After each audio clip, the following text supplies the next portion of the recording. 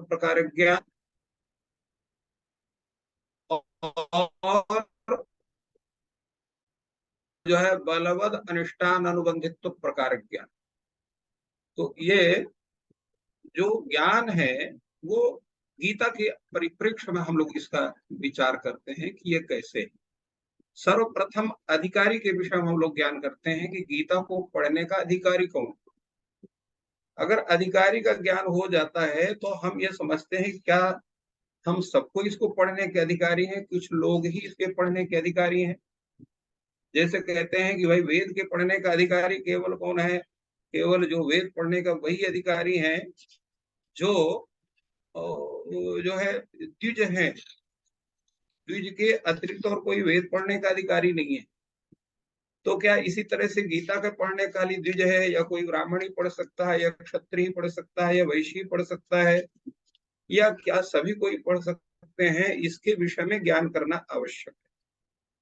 देखिए गीता में कई जगह आया है इसके विषय में, जहां पर मानवा नरः देहवृत देही इत्यादि शब्दों का प्रयोग हुआ है, अर्थात तो कोई भी मनुष्य इसका अध्ययन कर सकता है।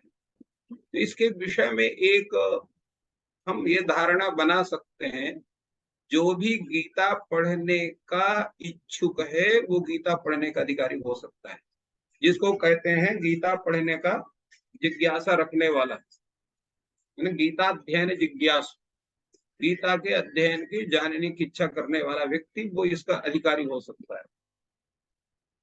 अब ये ज्ञान जब हो गया कि अधिकारी कौन है, तो विषय क्या इसका हो। तो विषय में हम लोग ये जानते हैं कि गीता का जो मुख्य प्रतिपाद्य विषय है, जिसके विषय में अंत्य में कहा गया है सर्वधर्मान परित्यज्य मामेकम शरणम ब्रज अहम त्वा सर्व पापेभ्यो मोक्षयिष्यामि मा शुचः। अर्थात सभी धर्मों को, धर्म शब्द का यहाँ पर जितने भी है काम्य कर्म, तो सभी काम्य कर्मों का त्याग करके भगवदार्पण बुद्धि से भगवान के प्रति शरणागति होना, यही सबसे मुख्य गीता का प्रतिपाद्य विषय, जिसको हम मोक्ष या भगवदार्पण बुद्धि कह सकते हैं, जिसके साधन के लिए तीन स्वरूपों का ज्ञान करा गया, जिसको हम कहते हैं सांख्य योग अर्थात ज्ञान योग, कर्म योग और भक्ति योग। तो इन तीनों योगों के द्वारा उस शरणागति के प्राप्त का अधिकारी बनकर फिर हम शरणागति को प्राप्त करते हैं। इसलिए मुख्य प्रतिपाद्य होता है शरणागति अर्थात मोक्ष, मुमुक्षुता या मोक्ष प्राप्त करना। ये तो मुख्य प्रतिपाद्य विषय हो गया, किंतु उसके पूर्व जो ये अवांतर विषय कह सकते हैं या उसके प्रतिपादक विषय हो सकते हैं, वो आपके हैं ज्ञान योग, जिसको हम सांख्य योग शब्द से भी जानते हैं, और साथ साथ कर्म योग और भक्ति योग। ये तीनों योगों के द्वारा, जहां पर बहुत विचार इसमें गीता में आप सभी कोई जानते हैं, तो इसलिए इसके प्रतिपाद्य के विषय में विषय के रूप में हम ये मुख्य विषय आपका हो गया शरणागति, और उसके अवांतर विषय या उसके प्रतिपादक विषय हो गए ज्ञान योग, कर्म योग और भक्ति योग। तो ये विषय का स्वरूप हो गया। प्रयोजन क्या है, गीता को हम क्यों पढ़ें, जैसा आपके द्वारा निर्देश हुआ, लोग सब कोई वेद को कहते हैं, वेद को पढ़ना चाहिए, पुराणों को पढ़ना चाहिए, और गीता से भी प्राचीन रामायण है, वाल्मीकि रामायण है और अनेक रामायण है, आनंद रामायण है, अध्यात्म रामायण है, अद्भुत रामायण है, बहुत से संस्कृत के रामायण ग्रंथ हैं जिनका अध्ययन हम करना चाहे, उसमें भी बहुत विवेचन है। उसके साथ साथ अनेक पुराण है, 18 पुराण है, 18 उपपुराण है, महाभारत है, महाभारत के अंदर गीता है। तो इन सब अनेक शास्त्रों के रहते हुए फिर हमें गीता क्यों पढ़नी चाहिए, गीता पढ़ने का मुख्य प्रयोजन क्या है। तो उसके दोनों स्वरूप हैं, क्योंकि हमारा जो स्वरूप है, एक सामान्य व्यक्ति की मैं चर्चा कर रहा हूं, जो बहुत विद्वान नहीं है, एक सामान्य व्यक्ति है जो विशेष रूप से अपना स्वार्थ सिद्ध करना चाहता है, वो क्या समझता है, वो क्यों गीता पढ़े। मान लीजिए हम लोग पढ़े लिखे हैं, तो हम लोग बहुत सी चीजें जानते हैं, तो गीता को पढ़े, कई चीजों को हमें अपने बौद्धिक प्रयास से उसका ज्ञान स्वतः हुआ। किंतु एक ऐसा व्यक्ति है जो सामान्य रूप से जिसको हम कहते हैं साक्षर है, और वो भी गीता पढ़ना चाहता है, उसको क्यों पढ़नी चाहिए गीता? तो गीता का पढ़ने के यद्यपि जैसा मुख्य प्रतिपाद्य विषय बताया वो तो है ही है, उसके साथ साथ ऐसे बहुत सी चीजें हैं जिससे हम गीता के द्वारा साक्षात अनुभव कर सकते हैं। एक साधारण सा है, कोई बीमार व्यक्ति है तो वो पहले क्या चाहता है, उसको किसी को बुखार है तो बुखार के कारणों के समाप्ति के पहले वो चाहता है कि हमारा बुखार उतर जाए, कोई ऐसी औषधि हमको डॉक्टर दे दे कि हमारा बुखार पहले उतर जाए, फिर इसके बाद बुखार होने के जो कारण है उसको बाद में समाप्त कर दे। तो जो दुख से तप्त व्यक्ति है वो शांति चाहता है, तो शांति की प्राप्ति कैसे होगी? जैसे शांति के विषय में द्वितीय अध्याय में बतलाया गया कि ऐसा ब्राह्मी, ये जो है विहाय कामान यह सर्वान पुमाश्चरति निस्पृहा निर्मोह निरहंकार स शांति मधिगच्छति। शांति प्राप्त करने का जो मुख्य स्वरूप क्या है, उपाय क्या है? निर्ममः निरहंकारः, पहले वो आसक्ति रहित हो और अहंकार रहित हो। उसके पहले उसको क्या करना पड़ेगा? यह कामान विहाय, पहले कामनाओं का त्याग उसको करना पड़ेगा, और फिर निष्प्रिय होकर सभी कार्यों में उसको संलग्न होना पड़ेगा, निष्प्रिय भाव से। तब वो निर्मल, क्योंकि प्रत्येक का एक चैनल बना हुआ है, एक क्रम बना हुआ है। सबसे पहले उसको क्या करना है? अपने कामनाओं को त्याग करना है, इसके बाद फिर उसको निष्प्रिय होना है, फिर इसके बाद उसको ममता रहित होना है, फिर उसको निरहंकार होना है, तब वो शांति को प्राप्त करेगा। अब ऐसा संसार का कोई व्यक्ति नहीं है जो शांति ना चाहता हो। तो एक जो साधारण व्यक्ति है वो शांति को प्राप्त करने का क्या उपाय करेगा? क्योंकि व्यक्ति के सांसारिक इतने कार्य हैं जिनका वो त्याग नहीं कर सकता है। उसको अपने परिवार को भी सुखी रखना है, अपने परिवेश को भी सुखी रखना है, अपने जितने उसके व्यवहार के अंतर्गत आने वाले व्यक्ति हैं उनको भी सबको संतुष्ट करना है, और अपना भी स्वार्थ सिद्ध करना है, दूसरे का भी स्वार्थ सिद्ध करना है, तब हम सामाजिक जीवन में रह सकते हैं और उसके स्वरूप को प्राप्त कर सकते हैं। इन सब चीजों के लिए हमारे पास अगर कोई उपाय है तो एक गीता है। जो गीता हमें हमारे जो मनोभाव उनको भी कंट्रोल करता है, सामाजिक व्यवहार को भी हमारे उपस्थित करता है, और उसके साथ साथ हमारी जितनी समस्याएं उन सभी समस्याओं का कोई ना कोई हल हमारे सामने उपस्थित रखता है। तो सांसारिक जीवन में जो मानसिक जितनी आपत्तियां हैं, सामाजिक जितनी आपत्तियां हैं, व्यवहारिक जितनी आपत्तियां हैं, आध्यात्मिक जितनी आपत्तियां हैं, उनका सभी का समाधान गीता में है अकेले। अब ये कैसे कह सकते हैं कि इतनी आपत्तियों का समाधान गीता के द्वारा हो सकता है? तो गीता में इस प्रकार के अनेक विषय आते हैं। एक मिनट, इस श्लोक का नंबर और बता दीजिएगा कौन सा? श्लोक का नंबर है आपका 271, दूसरे अध्याय का 71वां श्लोक। तो अब इसका तात्पर्य हुआ कि गीता में सभी चीजें हैं। उसके साथ साथ भीष्म पर्व में गीता के संपूर्ण उपदेश के अनंतर व्यास जी कहते हैं गीता की स्तुति में, सर्वशास्त्रमयी गीता, ये उल्लेख है। इसका भी चाहे तो नोट कर सकते हैं, भीष्म पर्व 43वां अध्याय और दूसरा श्लोक, सर्वशास्त्रमयी गीता, सभी शास्त्रों के तत्व गीता में आते हैं।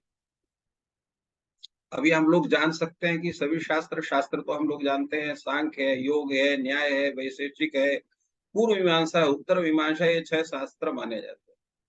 तो क्या इनके सभी के तत्व कुछ ना किसी रूप में गीता में प्राप्त होते हैं? तो हम लोग कह सकते हैं हाँ, अवश्य उसके प्राप्त होते हैं।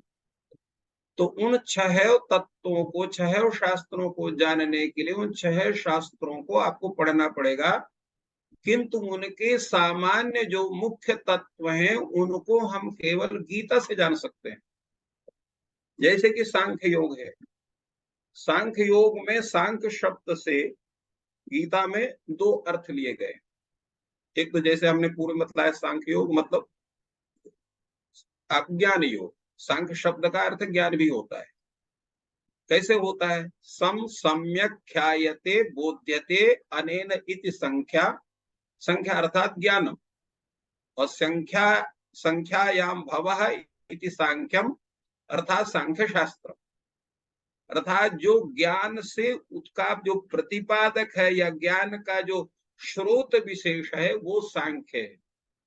तो सांख्य शब्द से सांख्य का जो यद्यप प्रतिपादन द्वितीय अध्याय में और अनेक अध्याय में भी प्राप्त होता है, किंतु 13वें अध्याय के 19वें श्लोक से लेकर के 21वें श्लोक तक सांख्य शास्त्र के जो मुख्य प्रकृति पुरुष इत्यादि जो विचार हैं उनका उसी रूप में कथन गीता में प्राप्त होता है।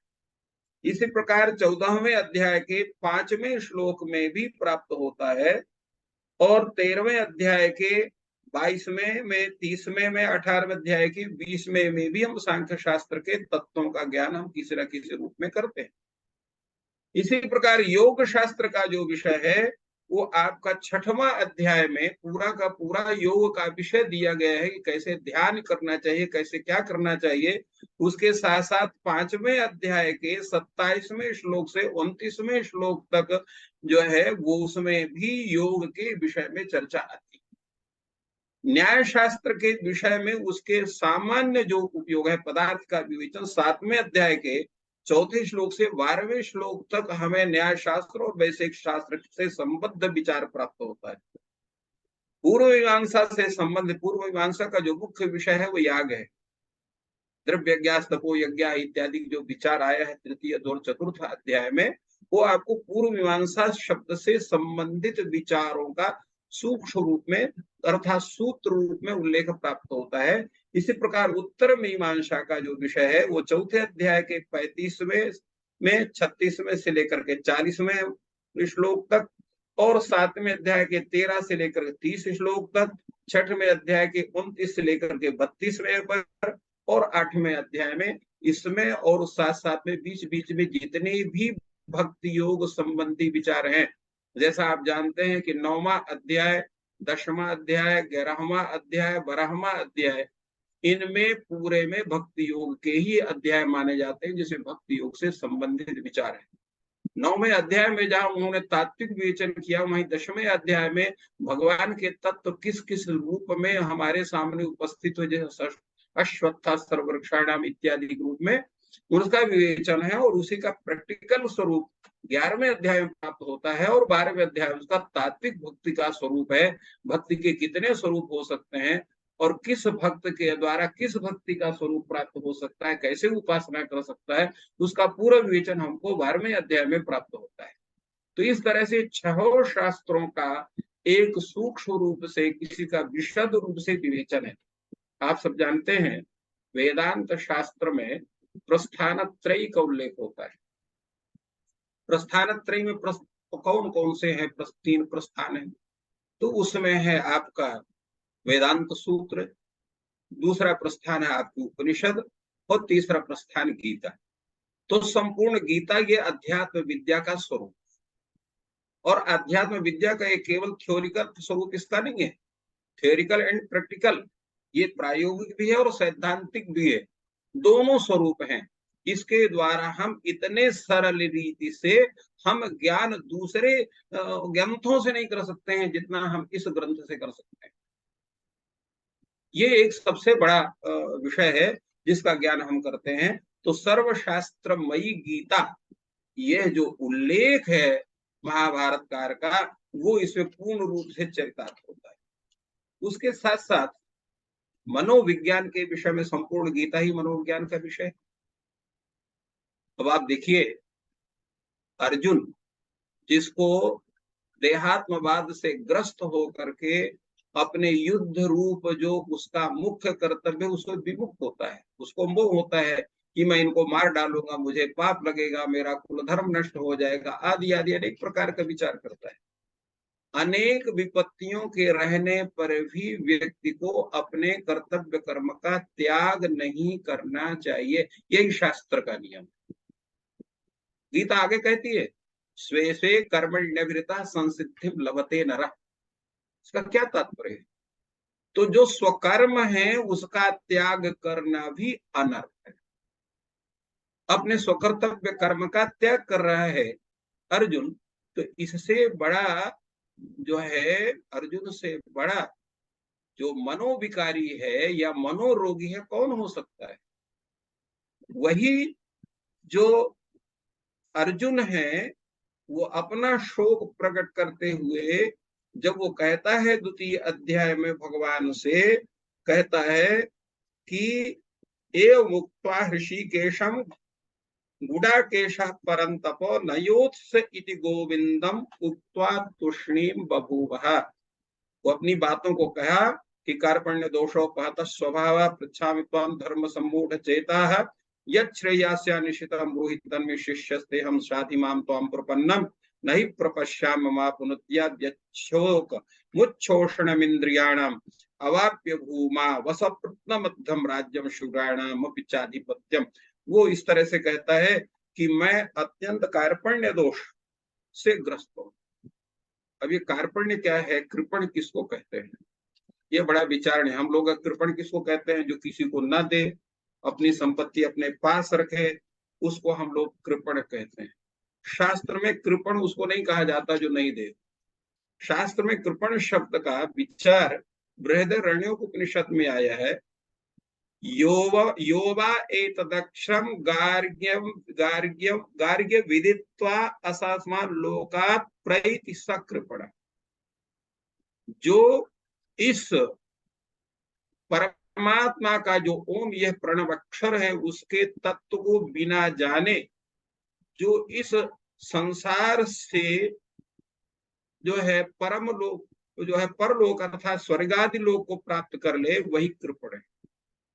अर्थात जिसने मोक्ष की साधना नहीं की मनुष्य जीवन को प्राप्त करके, वो कृपण है। तो कार्पण्य दोषापहत स्वभाव का तात्पर्य है कि परम तत्व को न जाने हुए और जानने की इच्छा न रखने हुए भी मैं जो इस प्रकार से द्वेष से ग्रस्त हूं, क्योंकि मेरी बुद्धि काम नहीं करना चाहिए, किम कर्तव्यम किम अकर्तव्यम, क्या कर्तव्य है क्या अकर्तव्य है, तो उसके ज्ञान करने में मेरी बुद्धि निश्चित नहीं है, क्योंकि धर्म सम्मूढ़ चेता, धर्म के तत्व को ना जानने कारण उसके कारण मेरी बुद्धि जो है मूढ़ता को प्राप्त हो गई है। इसलिए यत श्रेय स्यात्, जो इसमें उचित हो, जो कल्याणकारी मार्ग हो, तत् तन में निश्चितम ब्रूहि, वो आप मुझे सही सही बतलाइए। क्यों क्यों बतलाइए? कि हम शिष्य, मैं तुम्हारा शिष्य हूं, और प्रपन्नम त्वाम प्रपन्नम, तुम्हारे शरणागत हूं, इसलिए माम शाधि, मेरे ऊपर आप शासन करो, अर्थात मेरे शंकाओं का आप निराकरण करो। तो ये जब कहते हैं, और उसमें ये कहते हैं कि हम युद्ध नहीं करें, और वही अर्जुन जब संपूर्ण ज्ञान को प्राप्त कर लेता है तो भगवान से क्या कहता है? नष्टो मोह स्मृतिर्लब्धा तत्प्रसादान मयाच्युतो स्थितोस्मि गत संदेह करिष्ये वचनम तव। मेरा मोह नष्ट हो गया है, मुझे स्मृति प्राप्त हो गई है। कैसे? त्वत्प्रसादात, आपके प्रसाद से, आपकी कृपा से, आपके द्वारा सदुपदेश से। तो मेरी स्थिति इस समय क्या है? गत संदेह स्थित अस्मि, मेरा संदेह नष्ट हो गया है। तो क्या करोगे? अब युद्ध करोगे कि नहीं करोगे? तो कहा करिष्ये वचनम तव, मैं आपके वचन का पालन करूं। तात्पर्य क्या है कि अगर कोई मनोविकार से युक्त व्यक्ति है तो उसका मनोविकार जब तक हम नष्ट नहीं करेंगे तब तक वो पूर्ण रूप से स्वस्थ होकर अपने कर्तव्य कर्म का पालन नहीं कर सकता। तो गीता में मनोचिकित्सा का संपूर्ण जितने सिद्धांत हैं वो इसमें विद्यमान। अब उसको हम खोजें, उस बुद्धि से खोजें, क्योंकि जब कोई व्यक्ति शोध कार्य करता है तो पहले वो अपने शोध का शीर्षक निर्धारित करता है। शोध के शीर्षक निर्धारण करने पर उस शोध से संबद्ध जो प्रत्येक आयाम है उनका एक प्रारूप बनाता है, उसी के आधार पर शोध कार्य करता है।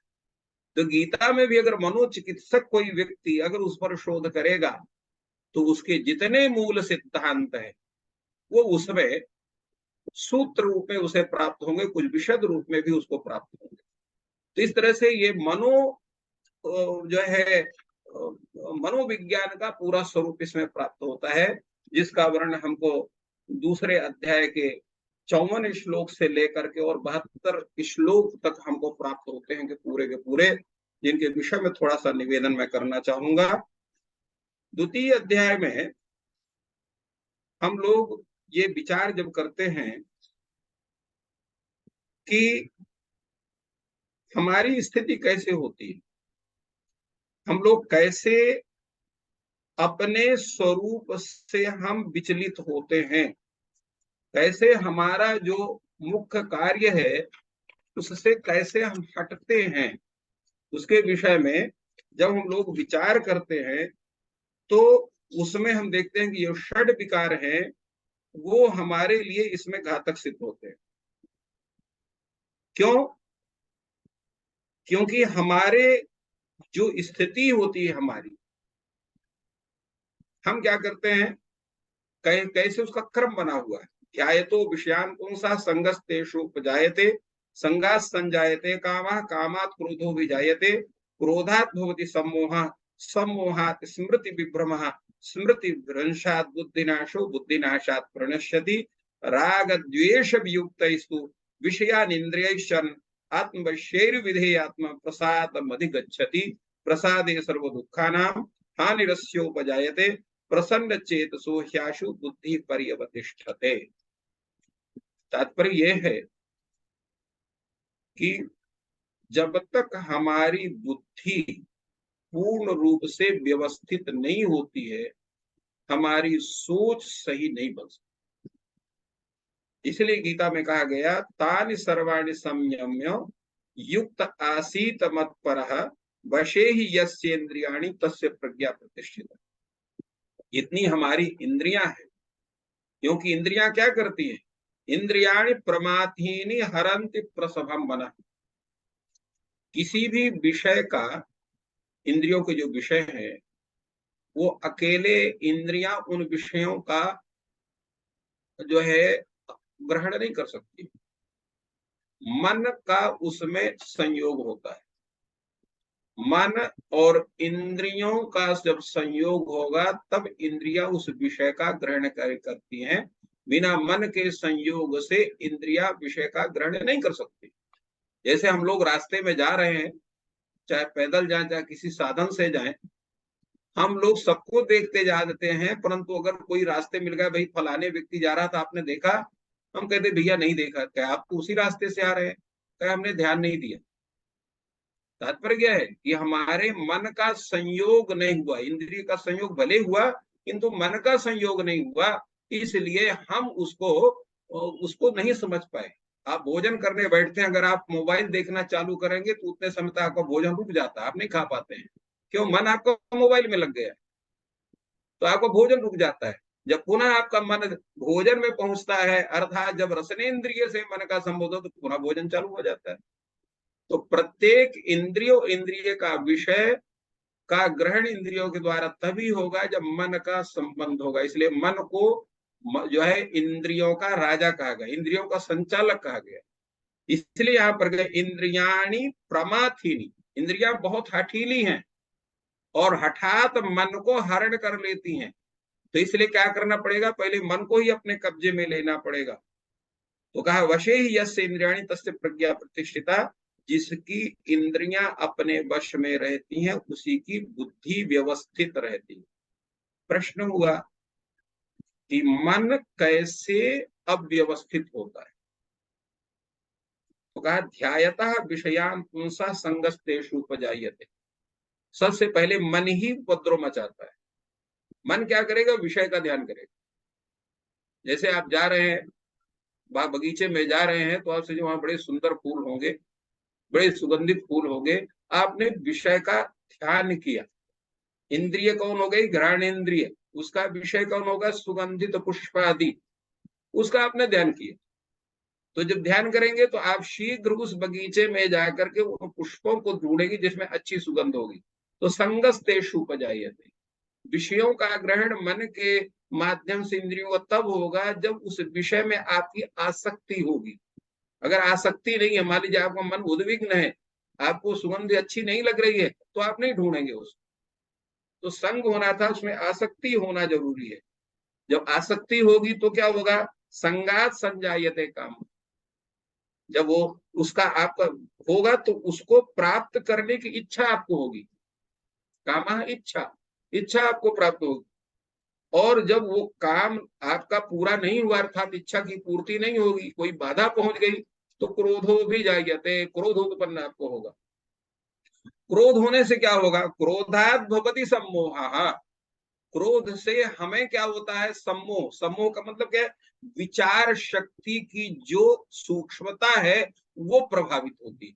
हम श्रेष्ठ विचार करने में असमर्थ हो जाते हैं जब हमको क्रोध होता है। तो क्रोधात भवति सम्मोहा, सम्मोहात स्मृति विभ्रमा। जब सम्मोह होगा, अर्थात जो है सूक्ष्म विचार शक्ति का जब ह्रास होगा, तो फिर हमारी जो स्मृति है, जो हमने बहुत अध्ययन किया है या बहुत अनुभव किया है, वो जो वैचारिक स्वरूप है वो तत्काल उपस्थित हमारे सामने नहीं होगा। स्मृति विभ्रमा, हमारी बुद्धि उसमें विभ्रम हो जाएगी। और स्मृति भ्रंशात बुद्धि नाशा, जिस स्मृति का भ्रंश होगा तो बुद्धि का नाश अर्थात विचार शक्ति का अभाव होगा। और बुद्धि नाशात प्रणश्यति, अगर हमारी वैचारिक शक्ति ही समाप्त हो गई तो फिर हमारा पतन होना निश्चित हो जाता है। तो इसलिए राग द्वेष से जो अलग हो करके और विषयान इंद्रिय, राग द्वेष से युक्त न होकर के, वियुक्त होकर के जो इंद्रियों से विषयों का सेवन करता है, वैसे ही उसी व्यक्ति की जो इंद्रियां उसके वश में होती हैं, तो ऐसा व्यक्ति जो है वो ही प्रसन्नता को प्राप्त करता है। आत्मशेर विधेय आत्मा प्रसाद मदिगच्छति। और प्रसाद से क्या होता है? प्रसादे सर्व दुखा नाम हानिरस्योपजायते। जब प्रसाद होगा, प्रसन्नता होगी, तो संपूर्ण दुखों का नाश हो जाएगा। और जब प्रसन्न चित्त होगा, प्रसन्न चेतसा ह्याशु बुद्धि पर्यवतिष्ठते, जब प्रसन्न चित्त होगा तो शीघ्र हमारी जो बुद्धि है वो पूर्ण रूप से काम करने लग जाती है। इसलिए देखिए, हमारे सामने जब कोई व्यक्ति आता है उद्विग्न रहता है, तो हम करें भैया थोड़ा सा पानी पी लीजिए, नाश्ता कर लीजिए, थोड़ा बहुत हम कुछ ऐसी बात बोलते हैं जिसको मुस्कुराने लगे, तो प्रसन्न हो गया। तब उससे पूछते हैं, अच्छा बताइए आपका क्या कार्य है? ये कॉमन सेंस है। हम लोग सामान्य जीवन में, सामान्य व्यवहार में ही व्यक्ति को प्रसन्न करके उसकी बातों को जानना चाहते हैं। क्यों? क्रोध में रहेगा वो, या उद्विग्नता उसके अंदर रहेगी, तो अपनी बात को सही ढंग से नहीं कह पाएगा। तो इसलिए यहाँ पर क्या? प्रसादे सर्व दुखा नाम हानि रस्योपजायते। प्रसन्नता होने पर व्यक्ति की संपूर्ण दुखों की हानि हो जाती है। और जब चित्त प्रसन्न होता है तो आशु बुद्धि परिवर्तिष्ठते, शीघ्र बुद्धि सुव्यवस्थित हो जाती है। तो क्या होना चाहिए? नास्ति बुद्धि अयुक्त, न चायुक्त भावना, न चा भावयतः शांति, अशांत कुतः सुखम। जिसकी बुद्धि उचित नहीं है, अर्थात प्रसन्नता से युक्त नहीं है, और ऐसा व्यक्ति जो है उसकी भावना भी सही नहीं होती है, और जिसकी भावना सही नहीं है उसको शांति नहीं प्राप्त होती है, और जो अशांत होता है उसको सुख प्राप्त नहीं हो सकता है। तो इस सब में मुख्य क्या है? इंद्रियों का अपने वश में करने से ही हमको सुख प्राप्त होगा, उसके पहले सुख प्राप्त नहीं हो सकता। इसलिए जिस श्लोक को हमने पहले बोला था, विहाय कामान यह सर्वान पुमाश्चरति निस्पृहा निर्ममा निरहंकारी स शांति मत गच्छति। जो व्यक्ति संपूर्ण कामनाओं को त्याग करके निष्प्रिय भाव से अपने कार्य में, व्यवहार में स्थित होता है, कहीं उसका किसी के प्रति उसका राग नहीं होता है, द्वेष नहीं होता है, अहंकार नहीं होता है।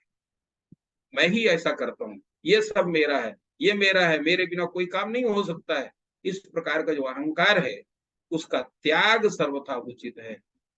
हम सब कोई जानते हैं कि एक दिन हमको सबको जाना है, चाहे आप करोड़ों की संपत्ति रखते हो, चाहे अरबों की संपत्ति रखते हो, या केवल सामान्य से भोजन भजन हमारा चलता हो सामान्य स्थिति में, सबको मालूम कि एक दिन जाना है, फिर भी हम पैसे बिटोरते रहते हैं, लोगों से द्वेष करते रहते हैं, लोगों से शत्रुता रखते हैं। तो ये जो हमारा जो वैर भाव है, या हमारा जो क्या कहते हैं आसक्ति भाव है, जो अहंकार है, उसका जब हम त्याग करेंगे तो हमें शांति प्राप्त होगी। वो भी एक कहावत भी है, ना काहू से दोस्ती, ना काहू से बैर। तो जब तक हम बेपरवाह नहीं होंगे, जब तक हम किसी चीज की आकांक्षा रखेंगे, तब तक हमें शांति प्राप्त नहीं हो सकती है। ये गीता का संदेश।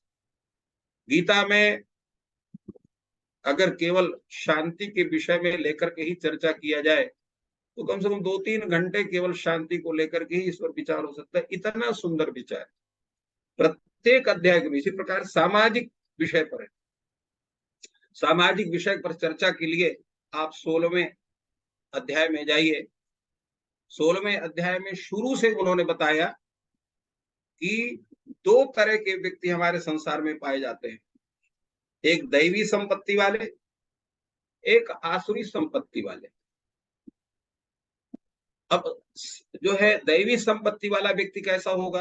अभयम सत्व संशुद्ध ज्ञान योग व्यवस्थित ही दानम दमश्च यज्ञश्च स्वाध्यायस्तप आर्जवम अहिंसा सत्यम क्रोध त्याग शांतिरपैशुनम दया भूतेष्वलोलुप्तम मार्दवम ह्रीरचापलम तेज क्षमा धृति शौच मद्रोहो नातिमानिता भवन्ति संपदम दैवीम अभिजातस्य भारत।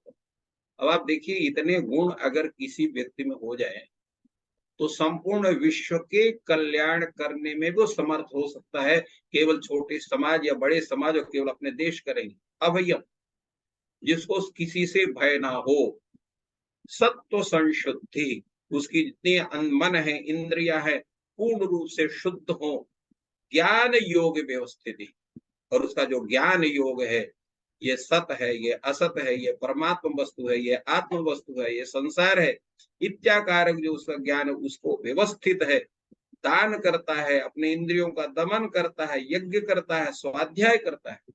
स्वाध्याय का है सब शास्त्रों का अध्ययन ही स्वाध्याय। जैसे हम लोग इस समय स्वाध्याय, गीता स्वाध्याय हम लोगों का चल रहा है, हम लोग पढ़ रहे हैं या सुन रहे हैं, ये स्वाध्याय। तपश्चर्या, व्रत है, किसी की प्रति सहायता करना है, किसी धर्म कार्य के लिए या सामाजिक कार्य के लिए कष्ट सहना, वो तपश्चर्या है। आर्जवम, सरलता, हम फलाने पद में है, ढेकाने पद में, तो हमारा रुतबा है, वो सरलता नहीं। कोई भी हमसे मिले, हमारे से मिलने पर उस व्यक्ति को प्रसन्नता का अनुभव होना चाहिए, उसको उद्विग्नता नहीं होनी चाहिए, वो हमारी सरलता है, वो आर्जव है। अहिंसा, मन से, वाणी से, कर्म से किसी भी रूप में किसी के हिंसा का त्याग, सत्य बोलना, क्रोध नहीं करना, त्याग की भावना रखना, हमेशा शांत रहना, अपैशुनम, किसी की निंदा नहीं करना। निंदा शब्द के यद्यपि शास्त्र में जो स्वरूप है निंदा और स्तुति का, मैं निवेदन करना चाहूंगा। स्तुति का अर्थ होता है अविद्यमान गुण संकीर्तनम, जो गुण हमारे में नहीं है उसको बढ़ा चढ़ा करके कोई बोले तो स्तुति। और इसी प्रकार निंदा क्या है? अविद्यमान अवगुण संकीर्तनम, जो अवगुण हमारे अंदर नहीं है उसको बढ़ा चढ़ा कर कोई बोले, वो निंदा है। यद्यपि संप्रति निंदा और स्तुति में क्या है, अगर हमारे अच्छे गुणों को भी कीर्तन करता है कोई, तो हम कहते हैं भैया ये हमारी स्तुति मत करो। या हमारे कोई अवगुणों को जो साक्षात सत्य भाषण करता है उसको कोई कहता है तो हमारी निंदा मत करो। यद्यपि वो निंदा शब्द से ग्राह्य नहीं है, किंतु लोक व्यवहार में उसको भी हम निंदा शब्द से कहते हैं। तो इसलिए अपैशुनम, हमें किसी के अवगुणों का संकीर्तन नहीं करना चाहिए, चाहे उसके अंदर विद्यमान हो चाहे वो न विद्यमान हो, किसी भी प्रकार के अवगुण को नहीं करना चाहिए। यदि बनता है तो उसके गुणों का संकीर्तन करे, नहीं बनता है तो चुप रहे। दया, भूतेषु दया, सभी प्राणियों में दया भाव होना चाहिए। पहले से मन से दया होना चाहिए, फिर अपने शरीर से, धी दया होना चाहिए, अगर उसकी हम कोई सहायता कर सकते हैं तो वो भाव हमारा चाहिए। अलोलुप्तम, किसी प्रकार का लोभ नहीं होना चाहिए। और मार्दवम, मृदुता, आपके व्यवहार में, आपके स्वभाव में, आपके वाणी में मृदुता होनी चाहिए। और ह्री माने लज्जा, लज्जा होना चाहिए, अपकर्म की प्रवृत्ति में लज्जा। और अचापलम, चंचलता नहीं होना चाहिए। हम इसको कर लेंगे, हम उसको कर लेंगे, आगे आगे हो रहे हैं, उसके विषय में जानते नहीं है, परंतु आगे नहीं, हम ही कर सकते हैं इसको, तो ये चांचल्य नहीं होना चाहिए। और तेज, तेज का मतलब आपका एक प्रभाव होना चाहिए जिससे लोग आपका सम्मान करें। और क्षमा भाव होना चाहिए, धैर्य भाव होना चाहिए, मन वाणी शरीर और आचार व्यवहार की पवित्रता होना चाहिए, और किसी से भी द्रोह नहीं करना चाहिए। आपका, हम सबका, हम लोगों का स्वभाव ऐसा होना चाहिए कि शत्रु भी हमारी प्रशंसा करे, वो अद्रोह का स्वरूप है। और न अतिभिमानिता, नाति मानिता, अपना सम्मान तो करना चाहिए। गीता में आगे कहा गया है कि अपना सम्मान भी आवश्यक, किंतु अतिमानिता, अपने को बहुत बड़ा मानना, वो गलत। तो ये दैवी संपत्ति इसको कहा जाता है। इसी प्रकार आसुरी संपत्ति है, दंभो दर्पोभिमानश्च क्रोधा पारुष्यमेव च अज्ञानम चाभिजातस्य पार्थ संपदमासुरी। दंभ होना, दर्प होना और अभिमान होना। प्रायः दर्प और अभिमान, इसको हम लोग एक समझते हैं, बड़ा दर्पी है, बड़ा अभिमानी, परंतु दोनों के अर्थ अलग अलग। दर्प अलग है, अभिमान अलग है। अभिमान का तात्पर्य हो गया कि हम जो नहीं है वो लोगों पर साबित कर सकते हैं। दर्प का मतलब है कि हम उनको दबाना भी चाहते हैं। और क्रोध और पारुष्य मतलब कठोर वचन बोलना।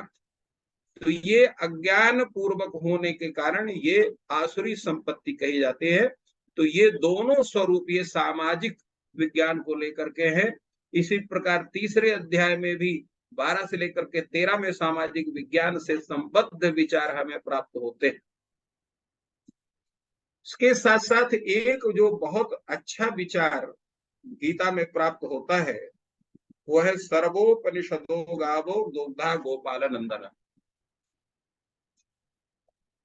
ये अब हम अलग अलग उपनिषदों को पढ़ते हैं तब जाके हमें तत्त विषय का ज्ञान होगा। किंतु यहाँ उपनिषद जो है वो केवल गीता को पढ़ने से होता है, क्योंकि यहाँ भगवान ने कहा सर्वोपनिषदो गावः, जितने उपनिषद हैं वो गाय हैं।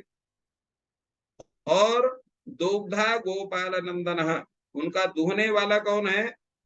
वो गोपाल नंदन भगवान श्री कृष्ण है। और दुग्ध क्या है? तो दुग्ध है यहाँ पर जो है, जो उनका जो ज्ञान है, जो मुख्य वार्ता है, जो स्वरूप है, वो यहाँ पर जो है वो उसका जो है पार्थो वत्सा सुधीर भोक्ता दुग्धम गीतामृतम। पार्थ यहाँ पर वत्स है, बछड़ा है, और दुग्ध क्या है? गीतामृतम महत, ये दुग्ध है। इसका भी, उपनिषदों का भी बड़ा सुंदर विषय इसमें गीता में आया हुआ है। गीता में अभी जो हम लोग द्वितीय अध्याय की चर्चा करते हैं, जिसमें कि आपका ये विषय आया हुआ है, जो है कार्पण, जो है ये जो है वासांस जीर्णानि यथा विहाय नवानि गृह्णाति नरोपराणि। और उसके पहले जो है न जायते म्रियते व कदाचिन, अर्थात ये आपका 19वां से लेकर के और इधर 22वां श्लोक द्वितीय अध्याय, ये पूरा का पूरा कठोपनिषद का जो है वो अनुवाद है। कठोपनिषद में भी ऐसे ही श्लोक आए हुए हैं। कठोपनिषद के कुछ श्लोकों का आपके सामने निवेदन करूंगा। जैसा एनम वेत्ति हंतारम यश्चैनम मन्यते हतम उभौ तौ न बीजानीतो नायम हंति न हन्यते, ये आपका 19वां श्लोक है द्वितीय अध्याय का। आप देखिए उसी तरह से है, हंता चेन मन्यते हंतु हंतुम, हतश्चेन मन्यते हतम, उभौ तौ न बीजानीतो नायम हंति न हन्यते, ये श्लोक कठोपनिषद का है। तो पूरा कुछ तो अक्षरसानुवाद है और कुछ भावानुवाद है, दोनों का श्लोक मिलता है। इसी प्रकार दूसरा श्लोक जो है, न जायते म्रियते व कदाचित नायम भूत्वा भविता वा न भूयः अजो नित्यः शाश्वतो यम पुराणो न हन्यते हन्यमाने शरीरे, इसका इसमें श्लोक आया हुआ है जो है, न जायते म्रियते वा विपश्चित नायम कुतश्चिन न बभूव कश्चित अजो नित्य शाश्वतो यम पुराणो न हन्यते हन्यमाने शरीर। तो इस तरह से, इसी तरह से 15वां अध्याय का जो ऊर्ध्वमूल बधा शाखा, इसका भी आपका कठोपनिषद में आया है। इसी प्रकार जो है ईशावासी उपनिषद के कई श्लोकों का उसी तरह से अक्षरसानुवाद या भावानुवाद है। तो तात्पर्य है कि जितने भी हमारे उपनिषद हैं, उन उपनिषदों के भी तत्वों का विवेचन हमें इसमें गीता में प्राप्त होता है। तो गीता को हम इसी प्रकार पुराणों का भी स्वरूप प्राप्त होता है। और धर्मशास्त्र का भी कई तत्व हमें प्राप्त होते हैं। जैसा मैं एक उदाहरण आपके सामने प्रस्तुत करूंगा धर्मशास्त्र का। यहाँ पर एक प्रश्न उपस्थित होता है, एतान् हन्तुमिच्छामि घ्नतोऽपि मधुसूदन अपि त्रैलोक्य राज्यस्य हेतुः किं नु मही कृते निहत्य धातराष्ट्रान्नः कः प्रीति स्यात् जनार्दन पापमेवाश्रये दस्मान् हत्वैतानाथ ताइनः। ये प्रसंग है प्रथम अध्याय के 35वें श्लोक और 36वें श्लोक। इसमें प्रथम अध्याय में अर्जुन कहते हैं कि ये जो आतताई हैं, इनको मारने से हमको पाप लगेगा। अब प्रश्न ये उठता है कि शास्त्र कहता है कि आतताई बधारह, आतताई का वध होना चाहिए। आतताई न मायंतम हन्या देवा विचारयन ना तताई बधे दोषो हंतुर्भवति कश्चन, ऐसा मनुस्मृति कह रहा है।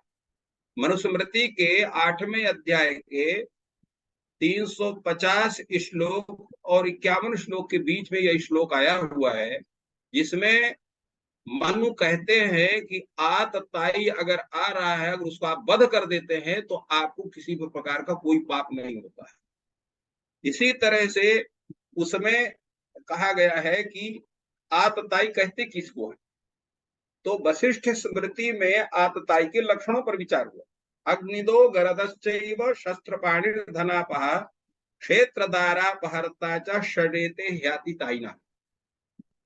जो किसी को अग्नि से जलाए, किसी को विष देकर के उसको मारने का प्रयास करे, हाथ में शस्त्र लेकर के जो शस्त्र धारण नहीं किया साधारण व्यक्ति है उसको मारे, जो किसी का धन का अपहरण कर ले, जो किसी के खेत वगैरह को अपहृत कर ले, किसी के स्त्री का अपहरण कर ले, ये 6 प्रकार के कर्म करने वाले व्यक्ति आतताई हैं। इनको जहां मिले वहां मारा जा सकता है, उनके मारने से किसी प्रकार का पाप आपको नहीं लगेगा, ऐसा स्मृतिकार कहते हैं। अब प्रश्न हुआ फिर अर्जुन क्यों कहते हैं कि पाप मेवाश्रय दस्मान हत्वैतानातताइना, जब आतताई है इनको वध किया जा सकता है, इनको मारने में कोई दोष नहीं है, तो अर्जुन क्यों कहते हैं कि अगर इन आतताइयों को हम मारते हैं तो हमको तो पाप लगेगा। तो धर्मशास्त्र के विरुद्ध ये बात हुई कि नहीं हुई, परंतु नहीं है। आगे धर्मशास्त्र इस पर कहता है, वो कहता है कि सएव पापिष्ट तमो यह कुर्यात कुलनाशन, ये धर्मशास्त्र कहता है। ये कहता है कि अगर कोई व्यक्ति अपने कुल के व्यक्ति का नाश करता है, उनकी हत्या करता है, तो पापिष्ट तमः, पापियों में सर्वश्रेष्ठ हो। अर्थात कुल का नाश करने वाला आतताई भी है, आपके कुल का है, उसको आप नहीं मार सकते, क्योंकि आप मारेंगे तो कुल के नाशक माने जाएंगे, फलतः आप जो है पापिष्टतम होंगे। इसलिए यहाँ पर भगवान ने कहा, अर्जुन ने कहा कि पाप मेवाश्रये दस्मान हत्वैतानातताइनः। तो इस तरह से धर्मशास्त्र के विषयों का भी कथन यहाँ पर प्राप्त होता है। ये तो चाहे धर्मशास्त्र का विषय हो, चाहे आपका मनोविज्ञान का विषय हो, चाहे सामाजिक विज्ञान का विषय हो, और आप सभी को ही जानते हैं कि जो प्रबंध शास्त्र है, आज प्रबंध शास्त्र में गीता को एक सब्जेक्ट के रूप में पढ़ाया जाता है। तो प्रबंध शास्त्र का विषय भी गीता में आता है। इसी प्रकार जो है हमारे दिनचर्या का जो विषय वो भी गीता में प्राप्त होता है। तो आचार्य विज्ञान भी हमारे इसमें प्राप्त होता है। तो इतने विषय है गीता का कि उनका पूरा विवेचन किया जाए, लक्षण विचार किया जाए, तो उन सभी का विचार स्वरूप हमें गीता में प्राप्त होता है और अकेले गीता में प्राप्त होता है। तो फिर इसीलिए इसमें कहा गया सर्वशास्त्र में ये गीता, ये जो कथन है भीष्म पर्व में भगवान व्यास का, वो जो है वो मिथ्या नहीं है, वो सत्य है। और पूरा संसार ये जो चिल्ला चिल्ला कह रहा है गीता पढ़िए गीता पढ़िए, उसका मुख्य कारण है कि एक ही शास्त्र में आपको पूरी भारतीय संस्कृति, पूरी परंपरा, पूरी ज्ञान परंपरा, और एक ज्ञान की नहीं अनेकों ज्ञान की परंपरा हमें प्राप्त होती है, और साथ साथ हमारा जीवन भी परम अध्यात्मय होता है। यही गीता का रहस्य है, यही गीता का वैशिष्ट है, और यही गीता की अत्यधिक उसका जो है महिमा है, उसका वैशिष्ट है। इन्हीं शब्दों के साथ आप सभी विज्ञजनों को प्रणाम करते हुए अपने वाणी को विराम। बहुत बहुत धन्यवाद गुरु जी। आपने अत्यंत सरल और सुग्राह्य शब्दों में हम लोगों को ये बताया कि गीता ही हमको क्यों पढ़नी चाहिए। जो आपने उदाहरण बताया है, निश्चय ही हम लोग और गीता के प्रति जो है आकर्षित हुए, और इसको पढ़ने का हम लोग और चिंतन करने का, मनन करने का प्रयास करेंगे। आगे हम अनुरोध करेंगे हमारे जो साधक बैठे हुए हैं, उनकी जी अगर कोई जिज्ञासा हो तो जिज्ञासा गुरु जी जी के जरूर। सामने प्रस्तुत कर सकते हैं। हाँ और जी हम अनुरोध करेंगे आपसे कि जी, उसका जो है उस जिज्ञासा को शांत करने की कृपा करेंगे। मैं प्रयास करूंगा। जी गर्ग साहब कोई चीज पूछना चाहते हैं? गुरु जी, एक प्रश्न, एक साधक ने हमसे एक प्रश्न किया था। यही जी लखनऊ में रहते हैं और गीता के बड़े मर्मज्ञ हैं और स्वाध्याय करते हैं। जी जी उस प्रश्न का मैंने कॉपी करके शर्मा जी को भेजा था। जी जी उनका मुख्य प्रश्न यह है कि आत्मा तो अमर है, कूटस्थ है, नित्य है, आनंद स्वरूप है। तो जब जी आदमी मरता है, कोई शरीर मर जाता है, तो जी आत्मा न तो कहीं जाता है न कहीं से आता है। फिर ये जो जीवात्मा है वह सूक्ष्म शरीर के माध्यम से कैसे बाहर जाके दूसरे शरीर में प्रवेश करता है। जो गीता का श्लोक है, वासांश जीर्णानि यथा विहाय नमानि गृह्णाति नरो पराणि तथा शरीराणि विहाय जीर्णा नन्यानि संयाति नवानि देहि। उनका जी भ्रम जो है देही शब्द पर है। देही को उन्होंने लगता है आत्मा समझ लिया था। तो अब उन्होंने दो प्रश्न बनाया कि आत्मा तो कूटस्थ है, नित्य है, न कहीं जा सकती ना सकती है, फिर जीवात्मा कैसे दूसरे शरीर में प्रवेश करता है सूक्ष्म शरीर लेकर के। इसका प्रश्न उन्होंने पूछा था, अभी हम लोग समाधान नहीं किए हैं। शर्मा जी को मैंने भेज दिया था। हमका आज अच्छा मौका है, आज से पूछ लेते हैं। निवेदन यह है कि इसका समाधान तो जब कल आप श्रीमद् भागवत बोल रहे थे, तो जिसमें आपने सूक्ष्म शरीर का वर्णन किया था कि वो तो उसमें जो है किस तरह से आत्मा का स्वरूप होता है, वो उसका जीव का स्वरूप, जीव और आत्मा, जीव क्या है आत्मा क्या है, कल आपने बड़ा सुंदर विवेचन उसका किया था। तो जीव कूटस्थ का मतलब या अचल का मतलब यह है कि अपने स्वस्वरूप में स्थित होना ही उसकी अचलता और कूटस्थता है।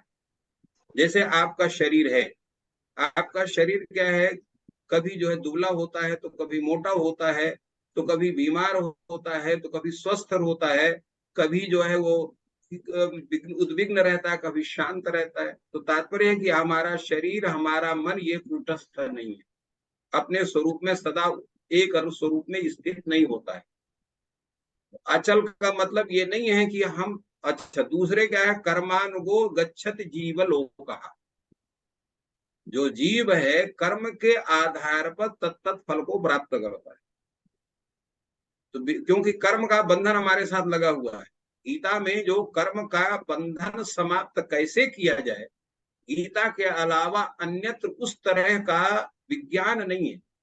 इसलिए उनका काम में कर्म का त्याग, जैसे एक नौकर है जो किसी मालिक के घर में काम करता है तो उसके कर्म का फल उसे नहीं मिलता है, उसको मिलता क्या है, उस कर्म का फल उसके मालिक को मिलता है।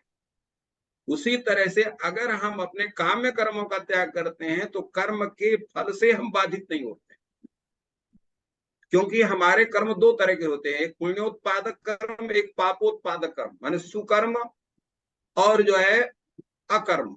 इसे तीन प्रकार के कर्म भगवान ने गीता में बताया है, कर्म, अकर्म, विकर्म।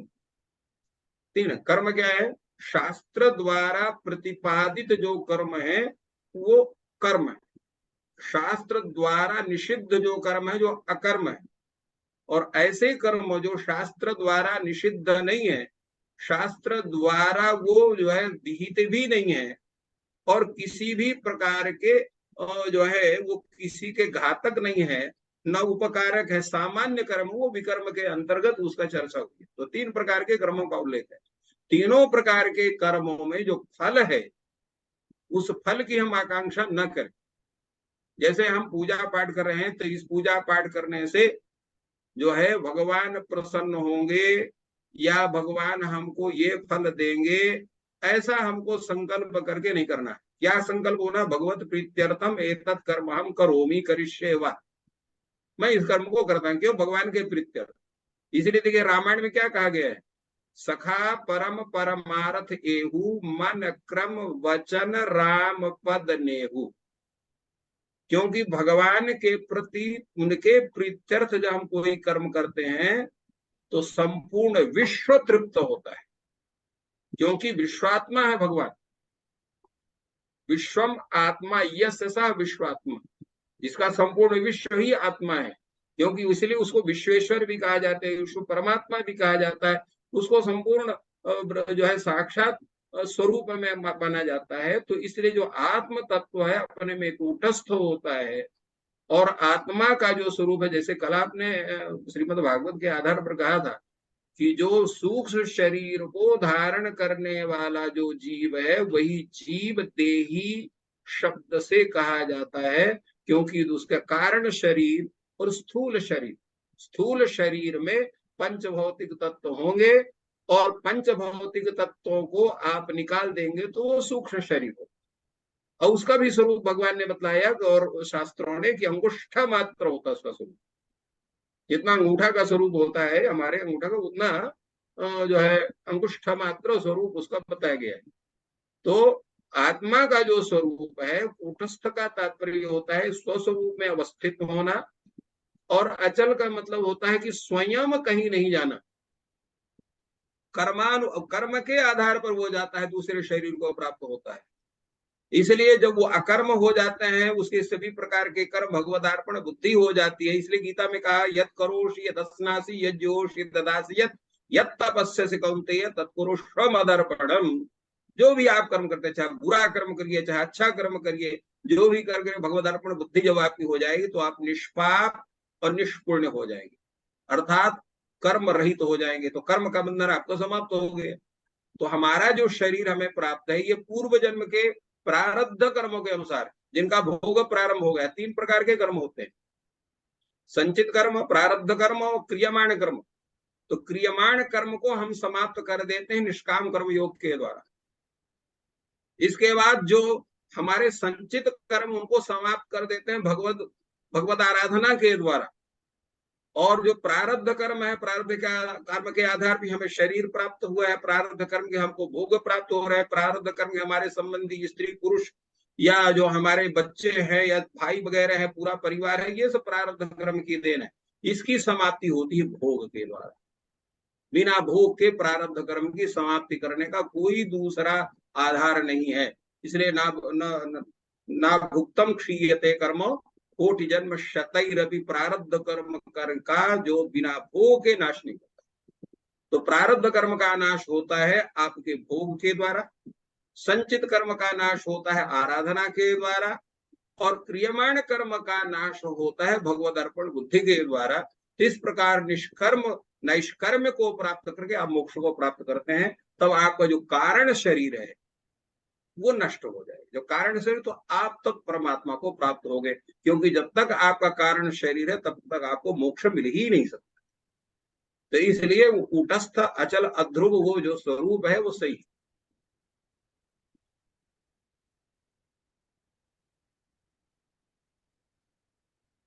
ठीक। गुप्ता जी कुछ पूछना चाहते हो? जी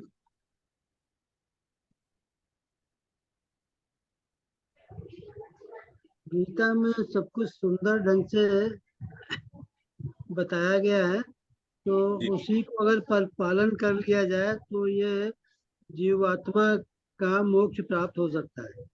जी जी। बस मुझे इतना ही कहना था। कोई शंका हो, कोई आगे पीछे? हाँ सर कुछ कहना चाह रहे हैं, माइक ऑन करें, माइक ऑन करें सर।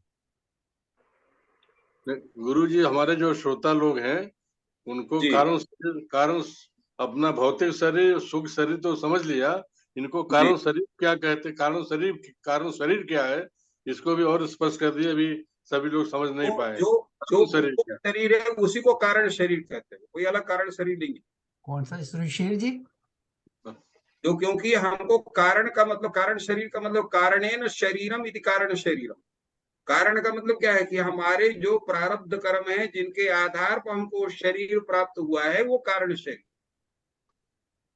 कारणेन कर्म कारणेन यत् लब्धम शरीरम तत् कारण शरीरम। तो वो जो है, जो हमारे प्रारब्ध कर्म है उसके, जैसे हम लोगों का संप्रति जो शरीर हो मनुष्य शरीर, वो कारण शरीर हो गया। इसी प्रकार कोई पशु है, पशु का सांप्रतिक काल जो उसका शरीर है वो कारण शरीर हो गया। तो कारण शरीर सबका भिन्न भिन्न होगा। और जो आपका जो क्या कहते हैं उसको, जो भोग शरीर है जिसको हम सूक्ष्म शरीर कहते हैं, भोगायतनम, वो सूक्ष्म शरीर वो सबका एक ही तरह का होता है, वो भिन्न भिन्न नहीं होता। गुरु जी, गीता में कहा गया है कि जब प्राण निकलने लगता है उसमें जैसी वासना रहती है, जैसा चिंतन रहता है, वैसा ही शरीर धारण कर लेता है आदमी। हाँ तो जी। प्रारब्ध बलवान है या उसमें जैसी वासना अंत में रहेगी या जैसी भावना रहेगी वो बलवान होगा?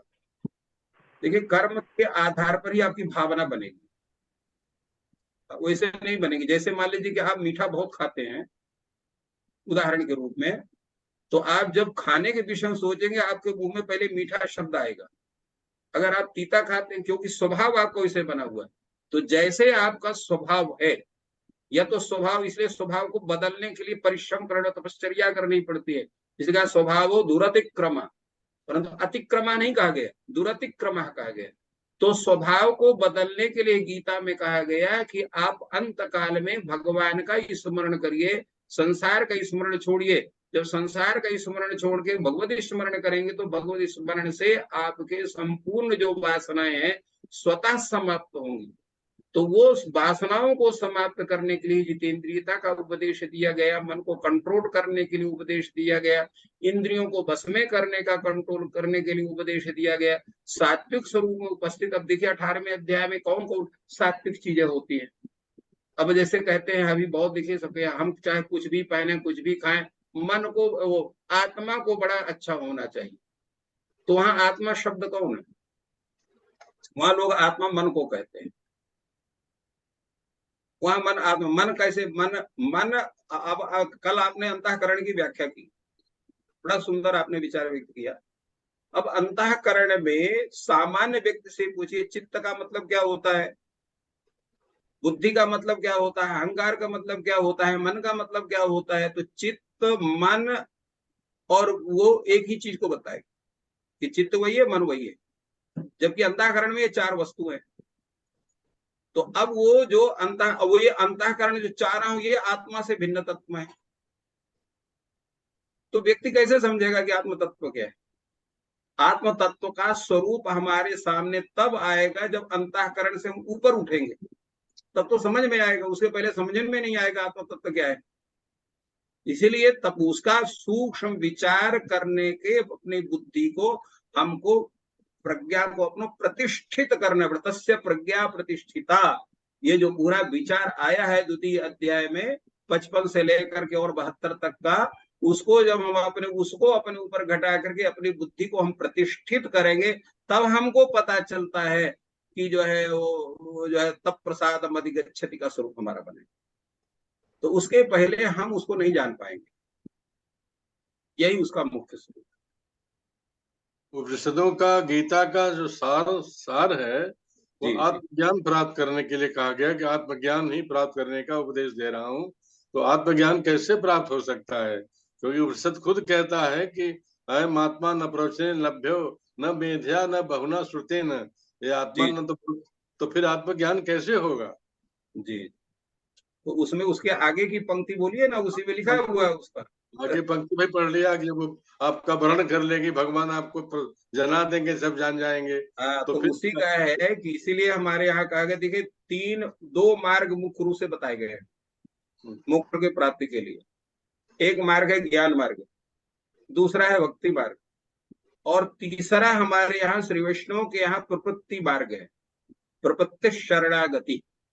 जब आपका कहीं बस नहीं चलता है, ना आपका बुद्धि काम कर रही है, ना मन काम कर रहा है, ना शारीरिक शक्ति काम कर रही है, किसी प्रकार कोई से नहीं, तो सब कुछ छोड़ करके भगवान में अपने को समर्पित करती है। भगवान में समर्पित करने का स्वरूप आपका क्या है? भगवान में समर्पित करने का स्वरूप वही है कि जब आपको प्राप्त कष्ट भी भगवान की कृपा लगने लग जाए, तब आप जानिए कि आप भगवान के प्रति समर्पित हैं। नहीं, जब आपको सुख मिले तो भगवान को खूब धन्यवाद दीजिए, जब आपको कष्ट लगे तो भगवान को गरियाइए, तो फिर भगवान के प्रति समर्पण नहीं हुआ, वो तो स्वार्थ बुद्धि हो गई।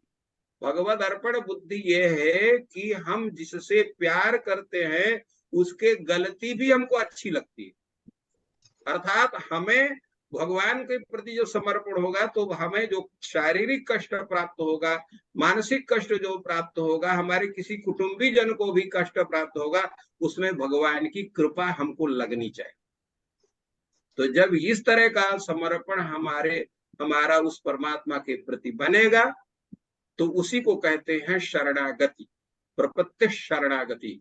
प्रवृत्ति बनती है सर्वतो भावेन ईश्वरार्पण बुद्धि, वही समर्पण बुद्धि है। फिर वो ईश्वर के अतिरिक्त संसार का कोई व्यक्ति हमको अलग नजर नहीं आता है। निज प्रभु मैं देख ही जगत कहीं सन कर ही विरोध, जब ये भाव हमारे अंदर आ जाएगा तो वो वही हमारा जो है वो शरणागति का स्वरूप बनेगा, जिसमें भगवान ने सर्वधर्मान परित्यज्य मामेकं शरणं व्रज हम तो सर्व पापे मोक्षयिष्यामि मा शुचा, यह जो भगवान का कथन है। तो जब वो होगा, जैसे अभी आपके प्रसंग में आएगा, जो आप श्रीमद् भागवत का आप लोगों का चल रहा है, तो उसमें जो कुंती है वो भगवान से क्या कहती है? विपदा संतु में कृष्ण तत्र तत्र जगत गुरो, वो कहती है मुझे विपत्ति आप दो। कहा क्यों आपको विपत्ति मांग, संसार तो संपत्ति मांगता, विपत्ति क्यों मांग रही हो? तो कहे विपत्ति इसलिए है कि विपत्ति में आपका विस्मरण नहीं होता है, संपत्ति में तो विस्मरण हो जाता है, इसलिए आपका स्मरण सदा बना रहे, एक तदर्थ हमको आप विपत्ति दीजिए। ये भगवदार्पण बुद्धि है, ये भगवान के प्रति समर्पण बुद्धि है। ऐसी बुद्धि हम सबकी होनी चाहिए।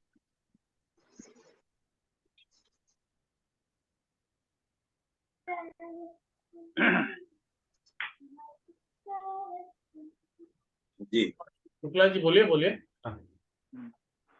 गुरु जी के श्री चरणों में नमन करते हुए जिज्ञासा है जी कि जगत के चित्र को चित्त से कैसे मिटाएं, परिवार में, संसार में। आपका बड़ा सुंदर प्रश्न है। यही प्रश्न जो है गीता में भगवान से स्वयं अर्जुन ने किया है कि अथ केन प्रयुक्तोयम पापम चरिति पुरुषा वार्ष्णेय बलादिव नियोजितः। और दूसरा प्रश्न उन्होंने कहा था, जो उन्होंने किया कि चंचलम ही मनः कृष्ण प्रमाथि बलवद दृढ़म तस्याहम निग्रहम मन्ये वायुरुस दुष्करम। ये दो प्रश्न इन्होंने किया, और जिसमें आपने कहा कि चित्त को हम कैसे सही करें, तो उसको भगवान ने बड़ा सुंदर उसका उत्तर दिया था, आप अभ्यासेन च कौन्तेय वैराग्येण च गृह्यते।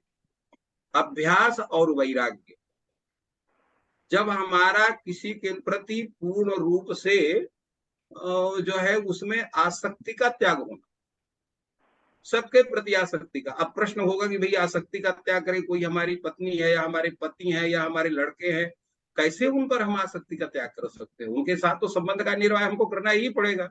अगर हम व्यवहार जगत में या तो सन्यासी होकर के जंगल में रहें, जंगल में संभव नहीं है, तो उसका तात्पर्य है कर्तव्य कर्म का निर्वाह करना है। पति के प्रति जो हमारे शास्त्र विहित कर्म है, या पत्नी के प्रति हमारे विहित शास्त्र कर्म है, या पुत्रों के प्रति या पौत्रों के प्रति या भाइयों के प्रति, अर्थात जो भी जागतिक संबंध है उनको कर्तव्य बुद्धि से करते हुए उसमें किसी भी प्रकार का मोह नहीं होना चाहिए, तो उसमें आपको कोई भी किसी भी प्रकार का कोई दिक्कत नहीं। तो ये वैराग्य का स्वरूप है। और अभ्यास, मन आपका बार बार भागेगा, फिर लगाइए, फिर भागेगा, फिर लगाइए, फिर भागेगा, धीरे धीरे मन आपका रुकना चालू करेगा और फिर पूर्ण रूप से उस परमात्मा में ही स्थित हो जाएगा, फिर बाह्य विषय का त्याग कर देगा। तो अभ्यास और त्याग ये दो ही ऐसे उपाय हैं जिससे हम मन को कंट्रोल कर सकते हैं, और दूसरा कोई उपाय नहीं। मेरा मानना ये है कि संसार रूपी जो या परिवार रूपी जो मोह माया है वो एक मैग्नेट की तरह है। जैसे लोहा मैग्नेट पास जाएगा तो तुरंत मैग्नेट चपका लेगा लोहे को, इस तरह मनुष्य कितना भी लोहे की तरह कठोर हो जाए परिवार के प्रति, संसार के प्रति, लेकिन अगर उसके समीप रहेगा, नजदीक जाएगा, आप उसमें रहते हुए भी अगर आप मोह का त्याग करेंगे तो आपको दिक्कत नहीं है। माने इसी का निर्ममो निरहंकार शांति मधिगच्छति, जो हमने पूर्व में श्लोक बोला था, द्वितीय अध्याय का 71वां श्लोक, उसका तात्पर्य यही है, आपके प्रश्न का ही उत्तर है वो। पहले आपको तीखे, उसमें क्रम बना हुआ है, हमने क्रम का निवेदन किया था। और क्रम क्या है? पहले यह कामान विहाय, संपूर्ण इच्छाओं का त्याग होना, फर्स्ट स्टेज। सेकेंड स्टेज है निष्प्रिय होना, किसी प्रकार आपको चाह नहीं। तीसरा है निर्मम होना, निर्मम ने ममता रहित। ममता रहित का मतलब आपको आसक्ति किसी में, आपको पत्नी के में आ सकती है, न पति में आ सकती है, न पुत्र में आ सकती है। आप सामान्य निर्वाह कर रहे हैं, किसी को कष्ट हो रहा है तो आप उद्विग्न नहीं हो रहे हैं, किसी को सुख प्राप्त आप प्रसन्न नहीं हो रहे हैं। तो ये पहले अभ्यास के द्वारा आपको ये सिद्ध करना पड़ेगा अपने अंदर। फिर निरहंकार होना पड़ेगा, चाहे आपको मिलेगा तो भी ठीक है, नहीं मिलेगा तो भी ठीक है। और जो समत्व योग का उल्लेख इसमें श्रीमद् भगवत गीता में अनेकत्र आया हुआ, उस समत्व बुद्धि का अपने अंदर विकास करना पड़ेगा, तब आपको सशांति मधिगच्छति का स्वरूप प्राप्त हो, उसके पहले नहीं। आप सब कुछ करते, जैसे विदेह का था, विदेह साथ रहते हुए क्यों विदेह बने हुए? आप हम सब गृहस्थ में रहते हुए भी अगर ममता का त्याग कर दे तो भी हम सुखी हो सकते हैं। और ममता का त्याग करेंगे, किसी को दुख होने पर आपको दुख होगा, किसी को सुख होने पर आपको सुख होगा, कोई आपका अपमान करेगा तो दुख होगा, सम्मान करेगा तो सुख होगा। तो जिंदगी में हम मर भी जाएंगे तब भी हम ममता से रहित नहीं हो पाएंगे। इसलिए सुख दुखे समय कृत्वा लाभा लाभौ जया जयऊ, ये सब हमको पालन करना पड़ेगा। इसको समत्व बुद्धि कहते हैं, इसलिए समत्वम योग उच्यते कहा। तो समत्व योग का विकास अपने अंदर करना पड़ेगा। मेरा मानना यह था कि मन से और तन से दूरी भी जरूरी है, क्योंकि जितने महापुरुष भगवान को प्राप्त किए हैं, ये सबरी है, सबरी 10 साल की उम्र में परिवार को त्याग दिया तो भगवान को उसने प्राप्त किया। मीरा ने पूरे परिवार को त्याग किया। वो आपका कथन उत्तम है, परंतु इस जगह जी ने किया, संत कबीर ने किया, सूरदास ने किया, यहाँ तक कि भगवान ने अपने परिवार को राज को त्यागा, भरत ने किया, लक्ष्मण ने किया। जितने भी भगवान के अनुयायी थे सबने मन से और तन से भी दूरी बनाई, तब उनको मिला। पूर्ण साधना तो तभी होती है, ये मध्यम साधना है जिसका उल्लेख हमने किया। पूर्ण साधना सर्वत्र, इसलिए हमारे यहाँ 4 आश्रम बनाए गए हैं। पहला आपका है ब्रह्मचर्य आश्रम, जिसमें आपने विद्याध्ययन आदि किया। द्वितीय आपका गृहस्थ आश्रम, जिसमें आपने संपत्ति का अर्जन किया, धर्म का अर्जन किया, और साथ साथ में तो जो है परिवार का अर्जन किया। तीसरा आपका साधना काल है जो है वानप्रस्थ आश्रम कहा गया। वानप्रस्थ में इंद्रियों का जय करना, सब त्याग बुद्धि करना, और जब संपूर्ण ये ज्ञान हम परमात्मा एक सत्य वस्तु का बाकी सब असत है, तो वो संन्यास आश्रम का स्वरूप। तो इसलिए चारों आश्रम की अपनी अपनी महत्ता है। वो हमारे यहाँ अर्थात भारतीय संस्कृति में वो संपूर्ण का है। तो उसका कारण यह है कि जब सब आप हो गया, फिर संसार आपके लिए नहीं रह गया, तो संसार का त्याग कर। तो वो तो उत्तम है। ये जो हमने बताया, ये मध्यम मार्ग। मान लीजिए आज इस अवस्था में आप है, आपको हम कहें, आप हमें कहें कि भैया घर संन्यास ले लिया जाए, तो शरीर काम नहीं कर रहा है। हम जाएंगे तो खाएंगे कहाँ, रहेंगे कहाँ, कहाँ व्यवस्था करेंगे। फिर जहां जाएंगे जिस शास्त्र में, तो आश्रम में ही हम, वहां पर भी एक तरह से हम गृहस्थ जैसे हो, तो फिर उसका मतलब कुछ नहीं रहेगा। तो इसलिए परमात्मा स्वयं व्यवस्था बना देता है अगर मन में भाव है तो। वो अगर किसी के अंदर इतनी सुंदर भावना है तो वो कर सकता है, वो संन्यास आश्रम में जा सकता है, अपनी साधना को उच्च कर सकता है। तो आपका कथन सही है। जब ये भाव रहेगा, कहाँ रहेंगे, कहाँ खाएंगे, कैसे रहेंगे, हाँ, तो नहीं होगा। अगर वो चल दिया, अगर उसको परमात्मा पूर्ण विश्वास है, जो देगा खाएंगे, नहीं खाएंगे तो भूखे रहेंगे, कोई दिक्कत नहीं, वो चल देगा। तो वही भगवान की शरणागति। हाँ जी जी, बिल्कुल सही है। कहा गया है कि जो घर फूंके आपना चले हमारे साथ, जो कथन है उसका यही है। जो घर फूंकना मतलब गृह त्याग करने में जो समर्थ हो, वही व्यक्ति जो है परमात्मा को प्राप्त कर सकता है। एक इसमें बड़ा सुंदर एक कथानक है कि एक राजा थे और एक बड़े उच्च संत थे। संत उनके यहाँ पधारे तो उनका बड़ा स्वागत किया, कहा महाराज कुछ दिन यहाँ निवास करिए। उन्होंने पूर्ण व्यवस्था कर दी, अपनी जो उनके लिए, राजा के लिए जो व्यवस्था थी, उस संत के लिए व्यवस्था कर दी। एक दिन राजा को अभिमान होगा, उन्होंने कहा महाराज जी आप आपके हमारे में क्या अंतर है, जो भाग होगा हमारे पास वो भोग आपके पास भी है। उन्होंने उसका उत्तर नहीं दिया। दूसरे दिन प्रातः ब्राह्मण को निकले, उन्होंने कहा चलो राजा आप चलते हैं, क्या जरूरत है। महाराज कहा महाराज हमारे पत्नी है, पुत्र है, हमारे इतना बड़ा राज संपत्ति है, अब हमको लौटना पड़ेगा। तो कहा तुम्हारे हमारे में ही अंतर है, हम इस तुम्हारे राज को जब चाहे तब छोड़ सकते हैं, तो तुम नहीं छोड़ सकते। तो तात्पर्य है जिसको आसक्ति कहीं नहीं है वो बाहर छोड़ करके भी सन्यासी हो सकता है, घर में रहते हुए भी सन्यासी हो सकता है। जिसको आसक्ति है वही सन्यासी हो सकता है। वो बाहर जंगल में जा करके भी सबका स्मरण कर सकता है। वहां भी जाएगा तो उसका मेरी पत्नी कैसी होगी, मेरा पुत्र कैसे होगा, मेरे परिवार के लोग कैसे होंगे, जब ये सोचेंगे उसका त्याग कहाँ से बनेगा। वही करने का। हाँ ठीक है। हाँ गर्ग साहब। गुरुजी एक छोटा सा प्रश्न है। जी जी।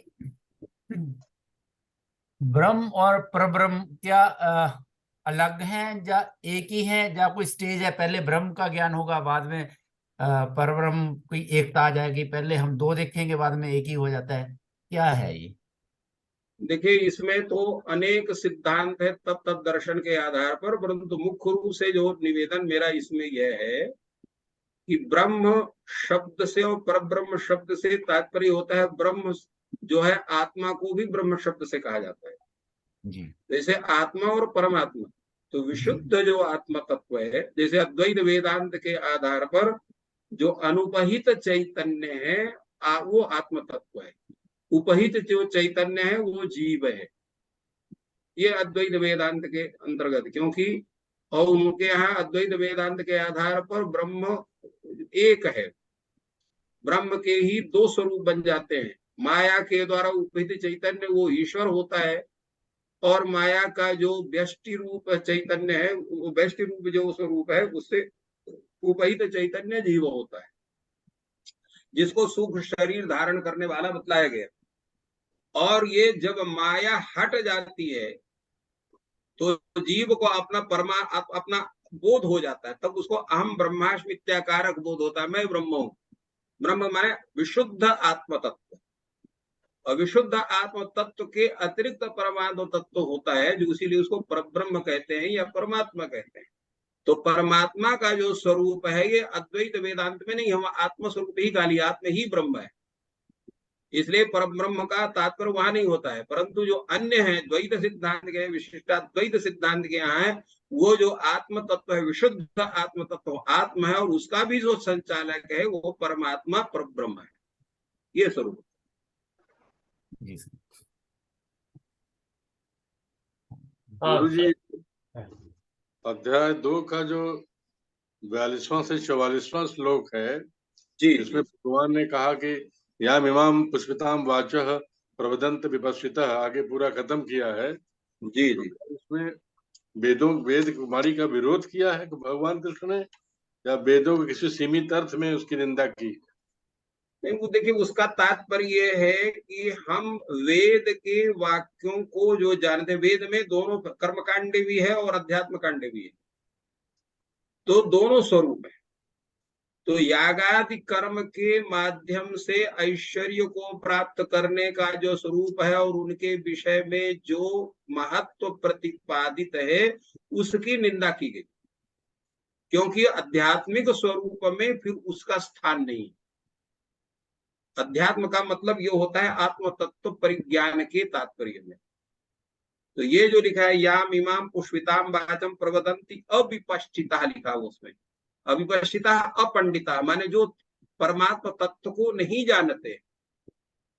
सब पंडित के लिए नहीं कहा है, पंडित का तो तात्पर्य है जो परमात्मा तत्व को जानता है वो पंडित है, इसलिए अविपश्चिता या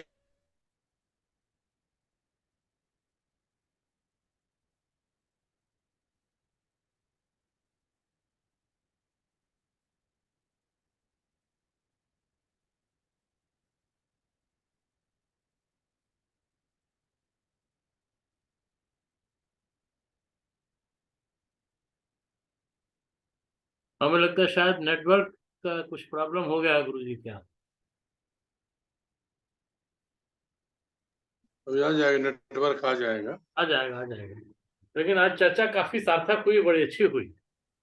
हाँ मैंने तो इसीलिए तो आज का समय दिया गया है हाँ कि भाई जिज्ञासा तद विधि पर प्रणिपाते न, हाँ हाँ। तो प्रश्न सेवया, हम लोग जो है जिज्ञासा से पूछ रहे हैं, कोई ऐसा नहीं हमारी उनकी परीक्षा लेने के लिए पूछ रहे हैं। नहीं नहीं नहीं, परीक्षा क्या, जिज्ञासा है। जिज्ञासा है जो मन में, जैसे कल वो बताया, तो हम कल जब वो प्रसंग आया श्रीमद् भागवत में, तो केडी सिंह के प्रश्न का उत्तर तो श्रीमद् भागवत में आ गया था।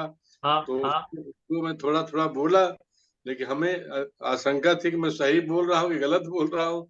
हम कहा और स्पष्ट कर लें उनसे क्या है ये, तो नहीं, गुरु जी ने स्पष्ट किया कि नहीं, जीवात्मा ही सुख शरीर से प्रवृत्त, आत्मा तो कहीं न जाता है न आता है, वो तो अचल है। अचल जो अचल है वो कहाँ जाएगा, कहाँ आएगा?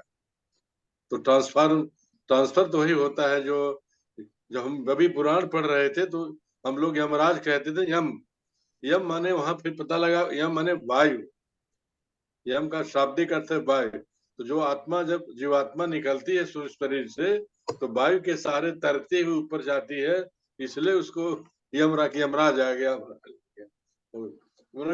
संकेतात्मक और प्रतीकात्मक अर्थ में जो है यम का मतलब होता है वायु। यम का वेदों में अर्थ वायु है, वायु, वायु से संचरण करता है, ऊपर उठता है, धीरे धीरे जाता है। नहीं तो ये जितने प्रश्न हैं हम लोग निरंतर पूछते रहते हैं, चर्चा इन पे होती रहती है। और मेरे ख्याल से जिज्ञासाएं जितनी भी आई हैं उनमें से कोई नई जिज्ञासा तो है नहीं, वो सब पुरानी ही जिज्ञासाएं चल रही हैं। ये तो हम लोग भी तो पुराना लोटा है। हाँ पुराने लोटे। हम लोग तो पुराने लोटे हो गए। हम वो भी तांबे का लोटा जिसको दाग पड़ गए हैं, जब न्यूवा लगा के मन के तब चमकेगा। बहुत सही कहा आपने।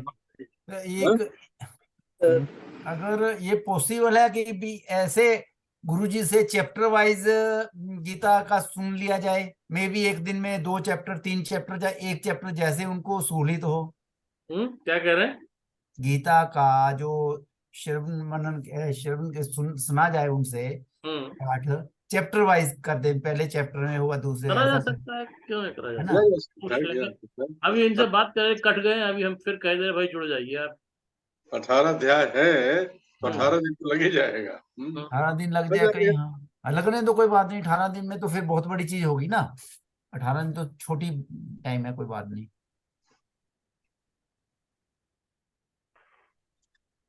चलिए आरती कराई भाई। एक मिनट कह रहे हैं आप डिस्कनेक्ट हो गए, दोबारा जुड़ जाइए, कह देते हैं।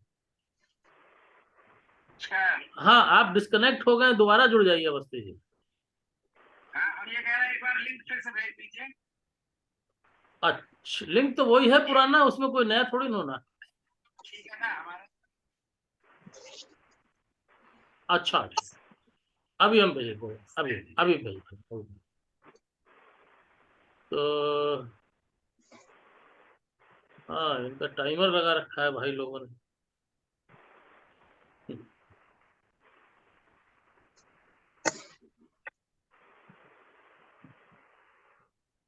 तो कुछ जिज्ञासाएं शायद रह गई हैं, वो भी पूरी हो जाए आज, तब फिर इनको छोड़ा जाए। ठीक रहेगा सर? हाँ हाँ ठीक रहेगा। हमें पूछना है, वेदांती लोग हमेशा ब्रह्म ब्रह्म की बात करते हैं, फिर उन्हें कैसे ज्ञान प्राप्त होता है? हम तो अब भक्ति मार्ग में हम लोग आ गए और सिर्फ नारद का भक्ति सूत्र पढ़ लिया और श्रीमद् भागवत महापुराण पढ़ लिया, पढ़ने जा रहे हैं। गीता का सारांश यही हो गया कि मन मना भव मद भक्तो मध्याजी मान नमस्कुर, भक्ति मार्ग का अवलंबन करिए। लेकिन वेदांती लोग ज्ञान मार्गी हैं, ज्ञान मार्गी कैसे ब्रह्म को प्राप्त करता है ये पूछना है। उनकी क्या विधा है, उनका क्या? हम योगी तो हो नहीं सकते, कर्म मार्ग जो कर सकते हैं। हमको हमारे पास 2 प्रश्न है, अभी गुरु जी प्रकट नहीं हुए, इसलिए हम आप लोग सामने रख रहे हैं कि उनसे करने लायक है कि नहीं। नहीं तो देखिए, हमारे- ना बिल्कुल नहीं। आपके जो मन में शंका है वो जरूर रखिए, ये वो तो हम कहने लायक है या नहीं। ना प्रश्न पूछिए पहले तो। प्रश्न हम लोग हमारा पूछिए पहला और प्रश्न है, उसको जरूर रखिए, ऐसा नहीं ना। हमारा प्रश्न पहला है जिसमें प्रथम खंड है कि मोह माया जो बच्चों के प्रति है, परिवार के प्रति है, वो उससे हम मन हटा नहीं पाते हैं किसी भी हाल में। हमने बहुत प्रयास करके देख लिया है। दूसरा उसका भाग है कि भगवान के प्रीत्यर्थ अर्थात भगवान की प्रसन्नता के लिए हम कौन से कर्म करें। इसमें क्या है कि ये अभी आप जो है गुरु जी को हमने लिंक भेज दिया, फिर से अभी आ रहे हैं। और एक और प्रश्न जल्दी से सुनिए, कभी भी किसी भी प्रश्न को पूछने में संकोच नहीं करना चाहिए। हम लोग बस गलती यही करते हैं, प्रश्न नहीं पूछते हैं।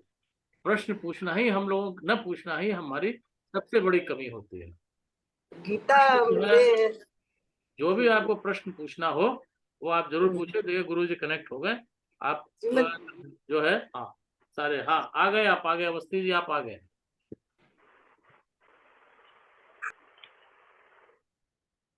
हाँ आवाज आने लगी? हाँ अवस्थी आने लगी आवाज, यस आने लगी। अच्छा गुरु जी को देते हैं।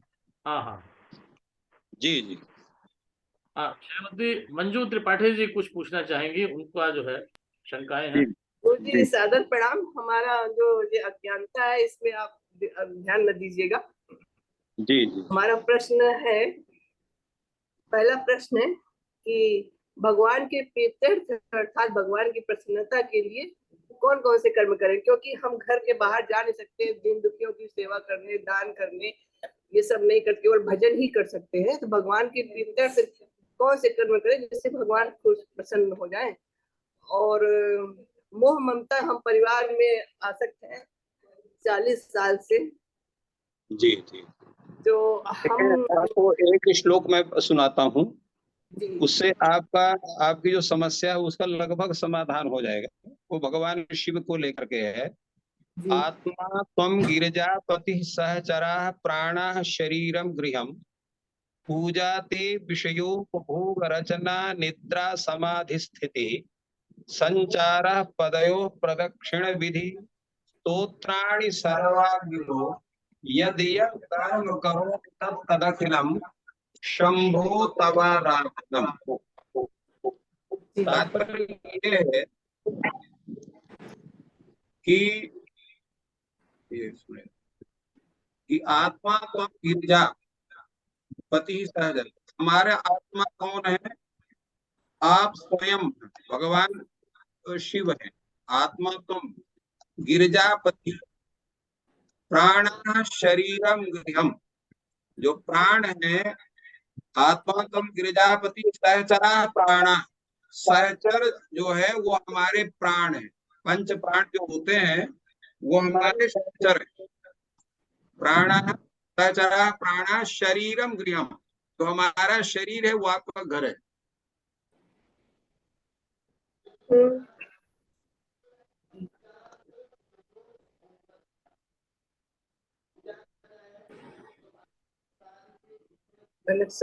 गुरु जी का कहना ये है कि हमारा प्राणा शरीरम गृहम हमारा पूजाते विषयोपभोग रचना। निद्रा समाधि स्थिति, जो हम निद्रा लेते हैं वो समाधि है। निद्रा समाधि स्थिति। संचारा पदयो प्रदक्षिण विधि, जो हम चलते फिरते हैं वो आपकी हम प्रदक्षिणा करते हैं। तो संचारा पदयो प्रदक्षिण विधि। स्तोत्राणि सर्वा गिरो, जो कुछ हम बोलते हैं वो आपका स्तोत्र है, आपकी स्तुति करते हैं। स्तोत्राणि सर्वा गिरो। तो यद यत कर्म करोमि तत्तदखलम शंभो तवाराधनम। तो हे शंभो, जो कुछ कर्म मैं सवेरे से उठने से लेकर रात्रि को सोने तक और सोने में भी जो भी कर्म करता हूं वो केवल आपकी आराधना है। तात्पर्य क्या है कि हमको अपनी बुद्धि चेंज करनी। जैसे माने आप सवेरे उठती हैं या उठते हैं, कोई भी है, भगवान का स्मरण, हे प्रभु हम आपके सत्कार के लिए, पूजा के लिए प्रातः जागरण हम कर रहे हैं। इसके बाद हम स्नान आदि नित्य क्रिया करते हैं, अपने शरीर को आपकी पूजा के लिए शुद्ध कर रहे हैं, सुंदर वस्त्र धारण कर रहे हैं, पवित्र वस्त्र, इसलिए आपकी हम पूजा कर सके। हम नाश्ता पानी आपको भोग लगा करके कर रहे हैं क्योंकि आपका प्रसाद है। मध्याह्न का जो भोजन बना है आपका प्रसाद बना रहे हैं। तो इसलिए हमारे यहाँ ईश्वरार्पण बुद्धि, प्रत्येक कर्म को ईश्वरार्पण करना। अब इससे सरल आराधना बताइए क्या होगी? धन्यवाद। मैं बैठे बैठे आराधना आपकी हो रही है। जो भी यद यद करोमि, जो भी कर्म मैं करता हूं या करती हूँ, शंभो तव आराधनम। अगर कोई विष्णु का रहा तो विष्णु तव आराधनम, कोई दुर्गा की आराधना का दुर्गे तव आराधनम, वो उसकी आराधना। तो हमको अपने मस्तिष्क को चेंज करना है, जिसको कहते हैं ना का डायल चेंज कर लीजिए। तो डायल करेंगे तो टाइम डायल के आधार पर बताती है, सुई तो चलती है रहती है। एक दूसरा और प्रश्न है। एक मिनट, ये श्लोक बड़ा सुंदर था, ये कहाँ का है, जरा इसका संदर्भ बता दीजिए। इस संदर्भ मुझे ज्ञात नहीं है, ये परंपरा से चल रहा है। ये गीता का सार है। ये तो नहीं, गीता का सार क्या है? ये संपूर्ण शास्त्रों का सार है। हाँ, तो इसमें इसको जरा अगर आप लिखते आप प्रेषित कर देंगे हम लोगों के पास, बड़ा अनुग्रह होगा आपका। हम कर देंगे। जी, श्रीमद् भगवत गीता में क्या ऐसा कोई श्लोक है जिसका अहर्निश पाठ करने से जो हमारा प्रारब्ध, पूर्व संचित प्रारब्ध से जो हमें दुर्भाग्य प्राप्त हो गया है, उसको हम सौभाग्य में बदल सकते हैं? सर्वप्रथम गीता में या संसार में केवल भगवान नाम निरंतर स्मरण, अहर्निशम सेवा महे, जो है भगवान नाम, भगवते वासुदेवाय, भगवते नमो भगवते वासुदेव, नमो भगवते वासुदेवाय, कृष्णाय नमः, कृष्णाय नमः, श्री कृष्णाय वयम नुमः, ये सब मंत्र ही है जो आप हम लोग कहते हैं। ये श्लोक जिसका हमने मंगलाचरण में पाठ किया था, जो है श्री कृष्णाय वयम नुमः, जो है तो कृष्णाय वासुदेवाय हरे परमात्मने प्रणतक क्लेशनाशाय गोविंदाय नमो नमः। ये बड़ा सुंदर श्लोक है भगवान का। हे प्रभु आप हमारी रक्षा करें, प्रणतक क्लेशनाशाय, प्रण जो भी उनके शरण में आया सबकी रक्षा करने वाले आप हैं, ऐसे गोविंद को नमस्कार है। तो निरंतर भगवान को गोविंदाय नमः, वासुदेवाय नमो नमः, श्री कृष्णाय वयम नुमः, इन उनके न किसी भी एक नाम को लेकर के निरंतर स्मरण करते रहना और उसी स्मरण करने में आनंद का अनुभव करना, आत्मविस्मृत होना, ये सबसे बड़ी आराधना है। इसलिए देखिए रामायण को भी कहना पड़ा तुलसीदास जी को, जो है कलयुग केवल नाम आधारा, सुमिर सुमिर नर उतर ही पारा। कलौ केशव कीर्तनात्, शास्त्र कह रहा है, हमारा श्रीमद् भागवत कह रहा है कि कलयुग में भगवान का स्मरण, उनका जप के अतिरिक्त और दूसरा कोई साधन नहीं, बन ही नहीं सकता है। निरंतर जप करिए, निरंतर आपका निरंतर जप, ये हमारा इष्ट मंत्र, हमारे गुरु जी ने यही मंत्र दिया था, कृष्णाय वासुदेवाय हरे परमात्मा क्लेश नाशाय गोविंदाय नमः। उसको हम लगातार पाठ करते हैं, लेकिन तब सुधार क्यों नहीं हो पा रहा, हम इसको लगातार कहते हैं। उसका पाठ करिए, और जैसा हमने निवेदन अभी किया था पूर्व में कि भगवान हमको संप्राप्त विपत्ति को भी भगवान की कृपा जानना चाहिए। अब एक उदाहरण, आप तो मार रही हैं अपने बच्चों की, अब मैं एक उदाहरण देता हूं, आपका ही उदाहरण आपको दे रहा हूं। आपके बच्चे का कोई फोड़ा हुआ है और वो पक गया है फोड़ा, उसको छूती हैं आप तो बच्चा चिल्लाता है, परंतु मवाद निकालना आवश्यक है, तो क्या करेंगी? बच्चे को चिल्लाता छोड़ देंगी, मवाद निकालेंगी, क्या करेंगी आप बताइए? तो आप बच्चे को पकड़ करके जबरदस्ती उसका मवाद निकालेंगी और जिससे बच्चा स्वस्थ हो जाए। तो जाने अनजाने अनेक प्रकार के पाप कर्म हम सबके द्वारा होते हैं, उन कष्टों को देख करके भगवान हमको निष्पाप करना चाहते हैं। अभी मैंने निवेदन किया था, ना भुक्तम क्षीयते कर्म कोटि जन्म शतैरपि, प्रारब्ध कर्म का नाश बिना भोग के नहीं होगा। तो भगवान हमको विपत्ति दे करके उन कर्मों को भोगा करके हमको शुद्ध कर रहे हैं, तो हम क्यों चिल्लाते हैं? हमको नहीं चिल्लाना चाहिए, उसको सहना चाहिए, यही उसका तात्पर्य। सही। सर कुछ पूछना चाह रहे थे और आगे? गुरुजी, वेदांती जो लोग हैं जो कि प्रस्थान त्रय में विश्वास करते हैं, श्रीमद् भगवत गीता, उपनिषद और ब्रह्मसूत्र, जी वो लोग ये बार बार कहते हैं कि राम राम कहने से थोड़े राम मिल जाएंगे, नमक नमक कहने से नमक का स्वाद थोड़े आ जाएगा, ज्ञान से ब्रह्म मिलता है। वो जो ज्ञान से ब्रह्म की प्राप्त होगी, ब्रह्म का चिंतन करने से प्राप्त होगी, तो वेदांती लोग ज्ञान कैसे प्राप्त करते हैं? देखिए, उनके यहाँ तो मार्ग हैं, उनके यहाँ दो, वो कहते हैं उनके यहाँ दो जगत, वैसे तीन जगत वो मानते हैं, परंतु दो जगत मुख्य हैं, व्यावहारिक जगत और आध्यात्मिक जगत। तो व्यावहारिक जगत में वो भी राम नाम का स्मरण करते हैं, वो भी कहते हैं, उसे कहते हैं व्यवहारे भाट्टनय। व्यवहार में पूर्व मीमांसा का सिद्धांत, वो भी यज्ञ करते हैं, वो भी जो है जप करते हैं, वो भी पूजा पाठ करते हैं, सब कुछ करते हैं, परंतु जो उनका जो आध्यात्मिक जगह है, तो उस परमात्मा के चिंतन का जो चिंतन है, वो भी तो भगवत स्वरूप का स्मरण ही है। जब पर ब्रह्म को आप कहते हैं हम ब्रह्मास्मि स्वरूप, तो हम ब्रह्मास्मि स्वरूप मुंह में कहने से नहीं होगा। जैसे श्रीमद् भागवत का भी प्रसंग आएगा आपको, दशम अध्याय का और दशम स्कंध का, जिसमें गोपियां कृष्ण कृष्ण करते हुए अपना अपना नाम लेना चालू कर देती, अपने नाम का स्मरण प्रारंभ। वो क्या है? इतनी तन्मयता हो जाए, जिसका स्मरण आप कर रहे हैं उसमें आत्मविस्मृति होकर के तदरूप में परिणत होना, और अपना नाम आप बोलना चालू कर दो। तो वो जो तन्मयता है, जिसमें भगवत स्वरूप में अपने को अवस्थित कर लेना, जब भक्त भगवान का स्मरण करते करते करते करते अपने को विस्मृत कर दे, आत्मविस्मृति जिसको कहते हैं, ये कहना बड़ा सरल है बहुत बड़ा कठिन काम है वो।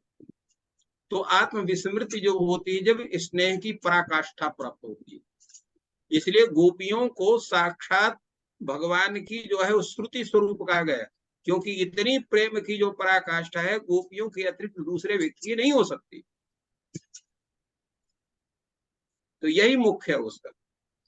तो इसलिए तो प्रेम पराकाष्ठा संप्रति वो भगवान, इसलिए मैंने कहा भगवान नाम स्मरण करने से जब आनंद की अनुभूति होने लगे, आत्मविस्मृति, एक समय ऐसा आए आप अपने को भूल जाओ, केवल परमात्मा ही स्थित रहे, वो आनंद की पराकाष्ठा होगी, स्मरण की पराकाष्ठा होगी, उसको प्राप्त करने का प्रयास होना चाहिए। यही शायद विवेक चूड़ामणि में भी कहा गया है, जो आप जी जी जी विवेक चूड़ामणि में भी यही कहा गया है कि ब्रह्म ब्रह्म कहने से कुछ नहीं होगा जब तक हाँ। आप ब्रह्म में अपने को आत्मसात नहीं कर लेंगे।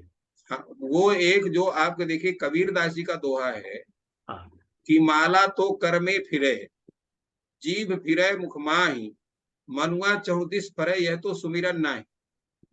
तात्पर्य यह है कि जिसको हम लोग गांव की भाषा में कहते तन मन धन, तो मन वाणी कर्म तीनों का एक ही करण जो मन से आप सोच रहे हैं वही वाणी से बोल रहे हैं, वही शरीर से कर रहे हैं, तब आपका वो तब स्मरण होगा।